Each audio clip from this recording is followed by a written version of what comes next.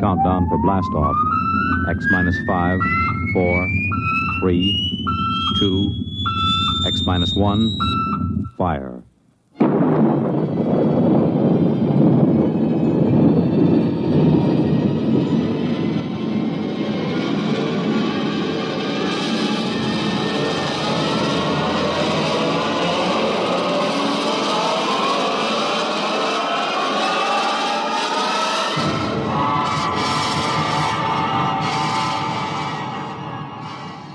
From the far horizons of the unknown come transcribed tales of new dimensions in time and space. These are stories of the future, adventures in which you'll live in a million, could be years, on 1,000 maybe worlds. The National Broadcasting Company, in cooperation with Galaxy Science Fiction Magazine, presents X minus 1.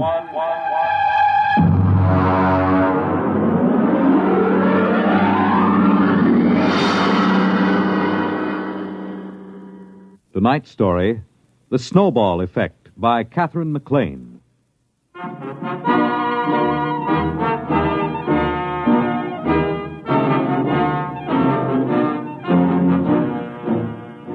I took over the university at a time of crisis. For one thing, we had been placed on probation by the conference for overpaying football players by 100%, and one half of the varsity was penalized a year's eligibility.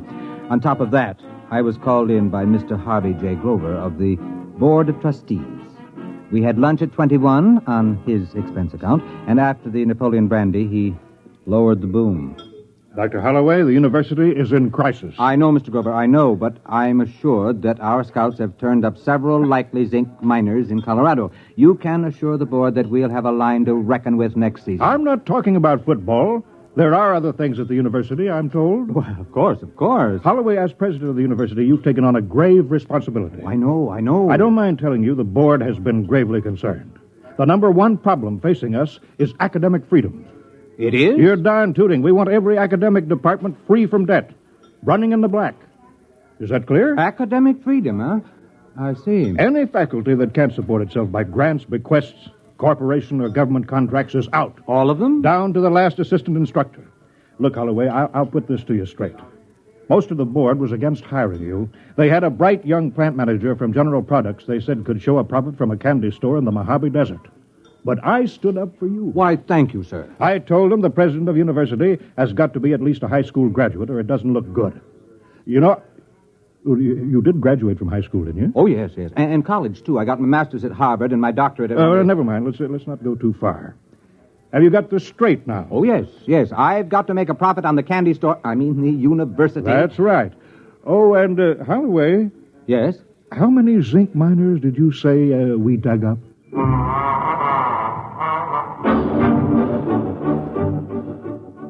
I started in with anthropology, astronomy, astrophysics, agriculture. Almost all the departments could show a nice, healthy contract from the Department of Defense for research, or from some corporation.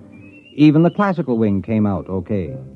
They were being subsidized by a pride of Texas millionaires who thought it was cute to have original Greek and Latin tombstones set in concrete on their patios.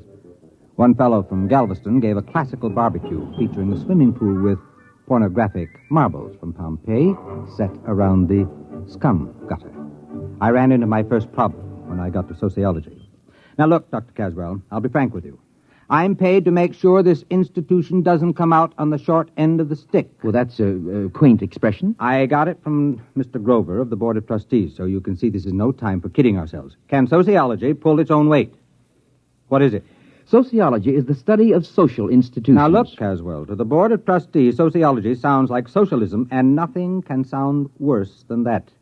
Come on now. What are you doing that's worth anything? My dear sir. And don't wrinkle your nostrils at me, Caswell. If you've allergies, take an antihistamine. If not, just answer my question. This department's analysis of institutional accretion by the use of open system mathematics has been recognized as an outstanding and valuable contribution to... Valuable in what way? Well, since the Depression, Washington has been using sociological studies of employment, labor, and standards of living as a basis for its general policies Please, Professor, stick to brass tacks and leave Washington out of this. What specifically has the work of this specific department done that would make it as worthy to receive money as, say, a heart research fund? Fundamental research doesn't show immediate effects, Dr. Holloway, but the value is recognized. Caswell, all the other departments have managed to squeak by. You're the last one. Unless you can toe the mark, there'll be 14 sociologists testing the institutional efficiency of unemployment insurance as an instrument of economic policy.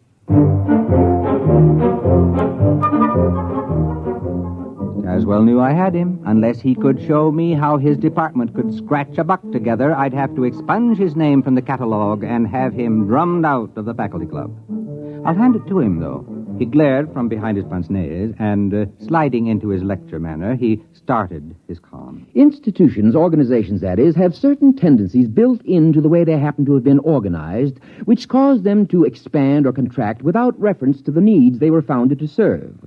I have developed a form of socio-mathematics to plot these factors, and by comparing formulae...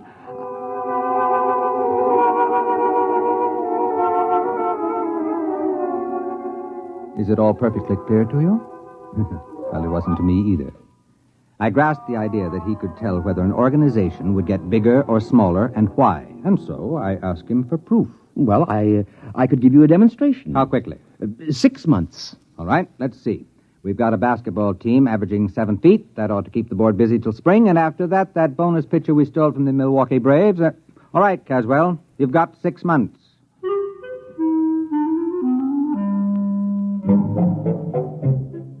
I forgot about Caswell and sociology department for a couple of days while I went back to convincing semi-literate millionaires that they might as well leave a couple of millions to the university rather than have the federal snap it up in inheritance taxes. I was on to a real beaut. A button manufacturer with a bad heart who could go any minute, who wanted to endow a scholarship for needy and intellectually gifted lacrosse players.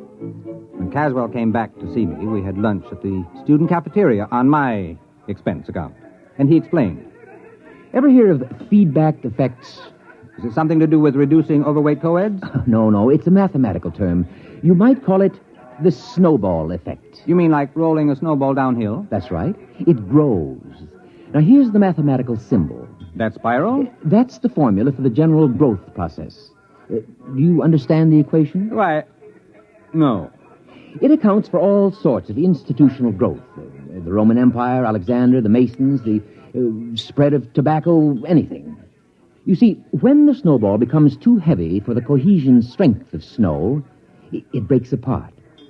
Now, we've decided to run the test on an organization and make it grow according to the formula. I see. You're going to use some club or lodge or something as a guinea pig. If you could follow the equation, you'd see I've built a pattern of a cogent reason for the ins to drag in new members from the outs, and an urgent factor to prevent anyone from resigning. That's this Greek symbol here. Kappa for compulsion.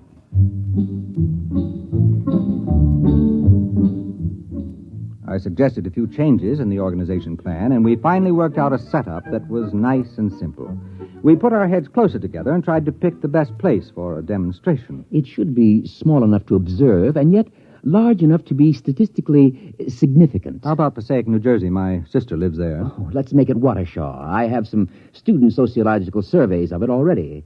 We can pick a suitable group from that. We've got to make this an ironclad demonstration. We'll have to pick some little 2-foot nothing club that nobody would ever expect to grow. Some miserable, pathetic little organization.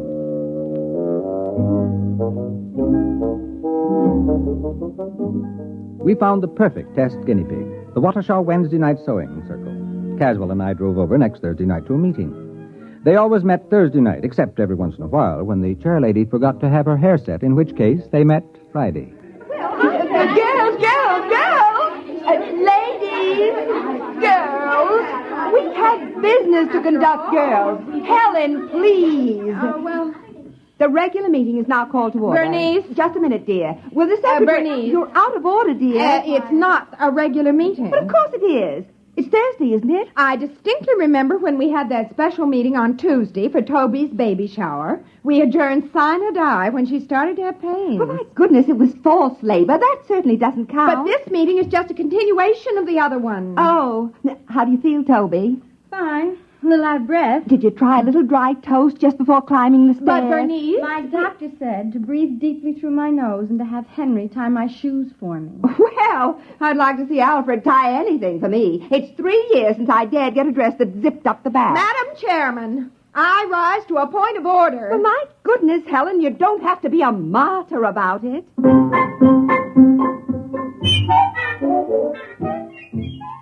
That's the way the meeting of the Watershaw Sewing Circle went on. After a prolonged parliamentary battle, the point was finally carried that this was the tail end of a previously adjourned special meeting. At this point, the secretary, who had shorthand training, read the minutes. It was moved by Harriet that a vote of confidence be registered in the administration of the club's business by Bernice. The motion was seconded by Elsie, who said she thought it was only fair because Bernice didn't even have an unlimited phone. And look at all the calls she had to make on club business. The motion was amended by Joan to include Bernice Calloway as well as Bernice Hackett, because with 2 Bernices, the whole thing would be confusing, and it didn't seem fair to discriminate between Bernices, because Bernice Calloway didn't have an unlimited phone either. And besides, her phone was way upstairs in the bedroom without even a kitchen extension.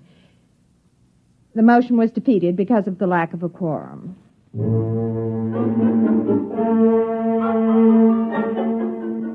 Finally, the new business of the meeting was reached, and Bernice, introduced Professor Caswell and myself as observing professors doing a survey of charitable institutions. After the business meeting, brownies, sponge cake, and apricot peekaboo cookies were served with coffee. Caswell and I drew the unlimited Bernice aside. You see, Mrs. Hackett, I've been making a few notes on a slightly modified constitution and bylaws for your organization. You have? You see, it all depends on having a competent and capable lady in charge. Oh, yes. Yes, Frankly, I see. Frankly, this plan would be dangerous unless there was a woman of great character elected to the post of chairlady. Well, of course. You see, there are several ways of, influencing an election. That's why it's important that only the right people fully understand this. Oh, you're right. Absolutely. Why, the organization was just floundering before the last election. Now, can I see those plans, Professor? They sound like they're just what we need. Naturally, she was hooked. As Caswell buttered her up, her eyes began to gleam, and she studied the simple little bylaws and constitution the professor had drawn up, nodding happily as the classic beauty of the scheme struck home. The meeting broke up when, after 4 brownies and a wedge of butterscotch cashew angel food surprise, Toby started to have real labor pains. We found out later it was a 9.5-pound boy. Caswell and I left the meeting and stopped for a pizza and beer to get the taste of the apricot peekaboo cookies out of our mouths. Well, there you are, Dr. Holloway. They adopted our bylaws with only 1 dissenting vote. I don't like that secretary. She's a spoiler, always suspicious. My first wife was like that. Don't worry, she hasn't got a chance. That Bernice woman has clear sailing under my equations. It's rigged to favor an aggressive extrovert over the paranoidal personality. You're sure it'll work now? I'd stake my academic reputation on it. You have. Don't worry, Dr. Holloway. We've given that sewing circle more growth drives than the Roman Empire.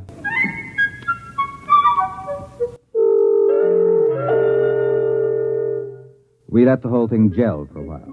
About 4 months later, I shook loose from my schedule and dropped over to see Caswell. He looked up from a student paper on the correlation of Bermuda shorts seen at Madison Avenue and 46th Street to the swing towards Democratic candidates in the Corn Belt. Good morning, Dr. Holloway. Good morning. Caswell, I just wanted you to know we hadn't forgotten you. Now, about that sewing club business, I'm beginning to feel the suspense. Could I get an advance report on how it's coming? Well, I haven't been following it that closely. We're supposed to let it run the full 6 months and then check. But I'm curious. Could I get in touch with that woman? What's her name? Bernice something? Hackett. Bernice Hackett. Would it change the results if we checked it now? Not in the slightest. If you want to graph the membership rise, it should be going up in a long curve, probably doubling ever so often. Well, if it's not rising, you're fired, you know. If it's not rising, you won't have to fire me. I'll burn my books and shoot myself. I went back to my office and put in a call to Watershaw. Mrs. Hackett wasn't in. The maid informed me she was at the meeting. That sounded better. If the sewing circle was meeting on a Saturday, then maybe Caswell had a chance. But she wasn't going to a sewing circle meeting. There was another organization, the Civic Welfare League. I hung up the phone and thought about poor Caswell. If the sewing circle had really gone up the flue, he was on his way up with it. I decided to go over to Watershaw and check to give the poor old goat the benefit of the doubt. The meeting of the Welfare League was in the Knights of Columbus building, a tremendous pile used for dozens of club meetings at a time. There was some kind of political rally going on in the main hall. Streets were jammed, and I figured I was going to have a tough time finding the little back room where the Civic Welfare League was meeting. I figured they must be in a pretty bad way trying to hold a meeting in competition with a brawl like the one in the main room. Right this way, look, sir. Miss, I'm looking for a small meeting. Well, It's here you the, are. Membership application, song sheet, bylaws, and pledge. No, you don't understand. I don't want Well, that's to. all right. You can keep it. It's a new membership kit. Everyone's supposed to have it. We've just printed up 6,000 copies to make sure there'll be enough for this meeting. No, you don't understand, Miss. I'm looking for the meeting of the Civic Welfare League. Well, this is it. No, I mean the one with Mrs. Hackett. Bernice Hackett. Do you know her? Well, there she is up on the speaker's platform. And now, after the ushers have passed among you with membership blanks, it is time to rededicate ourselves to the principles we stand for. With a bright and glowing future, the best people in the best planned town in the country, the jewel of the United States. All we need is more members. Now get out there and recruit! Recruit! Recruit!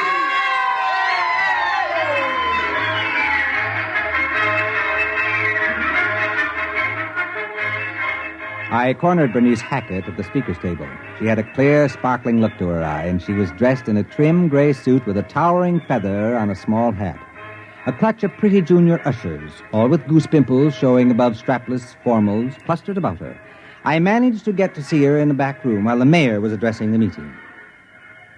Well, hello there. It's a pleasure to see you. What happened to the sewing circle? Oh, it's just a little change, that's all. Helen, dear. Yes, BH. Send those wires out to the senator in Washington. You can tell him we want his support on the slum clearance or else. Check. Now, let's see, where were we? Oh, yes. We started growing by amalgamating with other small charity groups. Worked much more efficiently that way. Bernice, we're running out of membership blanks. Call the printer. He's got instructions to keep the type standing. Check. Naturally, we had to change our name each time, but we've still got the same constitution and bylaws, the ones you professors worked out for us. Then you've been growing. Oh, dear, yes. Bernice, what do we do about the town board of aldermen? I explained to them they can't get in at a group rate. Each one will have to join separately. Check. Oh, yes, Professor. We're growing and growing and growing.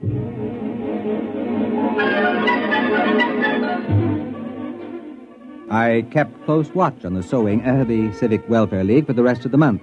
Evidently, they'd swallowed up the real estate organization because they came out with a plan to attract new industries to town, and there was a gimmick splitting up the profits among club members only. It was the same provision Caswell built in to split up profits from dues and fines, but now it was operating in the 100,000s. I graphed the rise in membership, and it went up like the first rise in a roller coaster. I went over to Caswell's office to tell him the good news. Naturally, I knew the equations would work. Well, don't be so calm about it. With a demonstration like this, I can get all kinds of grants and funds for the sociology department. You'll think it's snowing money. Well, naturally, I expected this. I haven't been following the test at all, but I was quite confident. I don't mind admitting I wasn't. Well, that organization sure blew up. Now, let's see the formula for stopping it. Oh, I didn't complicate the organization with negatives. I wanted it to grow. It falls apart naturally when it stops growing for more than 2 months. You remember we built into it the idea that the members know what happens if the membership stops growing. Why, if I tried to stop it now, they'd cut my throat. Yeah, they sure were enthusiastic at that meeting. No, we'll just let it play out to the end of its tether and die of old age. And when will that be? Well, it can't grow past the female population of the town. There are only so many women in Watershaw, and some of them don't like sewing. Sewing? Caswell! What's the matter? Are you sick? You haven't been following the experiment? Why, no. I told you I haven't even thought about it since we started. Well, they wanted to expand, and they weren't going to let sewing stand in their way. They went from general charity to social welfare schemes to something that's pretty close to an incorporated government. They're now filing an application to change their name to the Civic Property Pool and Social Dividend Membership Combine. Well, very interesting. I hadn't thought of that. Fascinating. Dr. Caswell, tell me, where does the formula say it will stop? Oh, I shouldn't worry. It stops when you run out of people to join it. After all, there are only so many people in Waukesha. It's a pretty small town. Yes, it is. Doctor, they've opened a branch office in New York.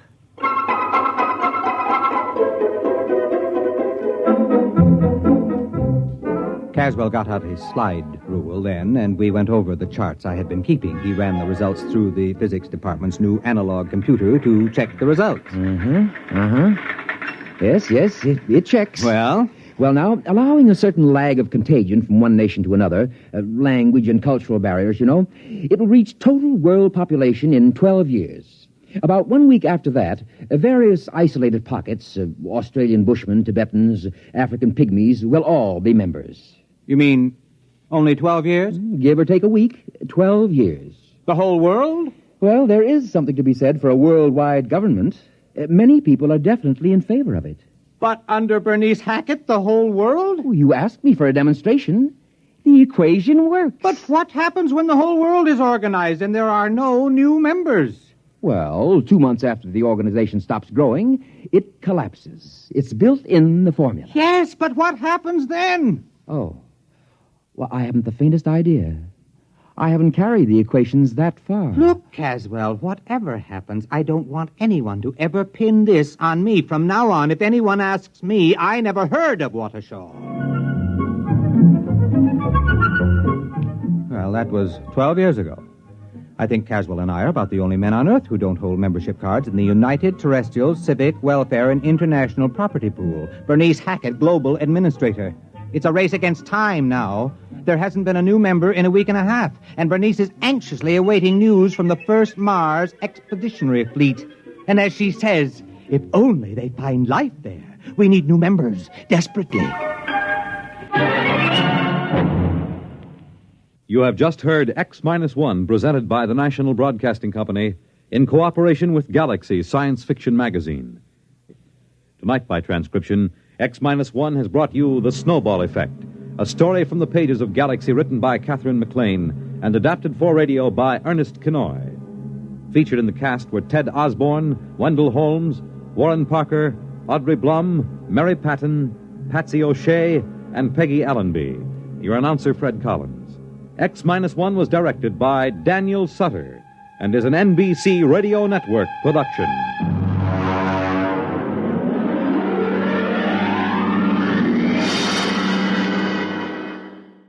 X-1